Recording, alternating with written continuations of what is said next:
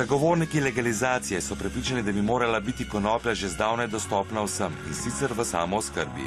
Mi kot zveza smo zainteresirani, da obstaja ta dualnost, da ti lahko kupuješ konopljo v lekarnah, da jo zdravnik lahko predpiše, ampak da jo lahko imaš svojo. Zaradi tega, ker tisto, kar gojiš doma, je definitivno boljše od tistega, kar lahko kupiš v lekarnah.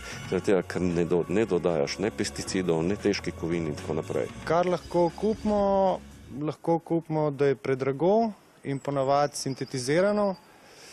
Če pa že ni sintetizirano, je pa nekako rastlina osnovna toliko ubita že v osnovi ali pa v pol nadaljnem procesu, da zadeva nekako ne deluje tako, kot je treba.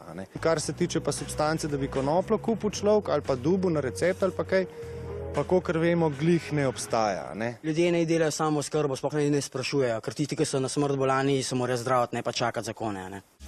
Vse več ljudi namreč posega po pripravkih iz konoplje za lajšanje zdravstvenih težav. Kupujejo jih prek spleta ali na črnem trgu.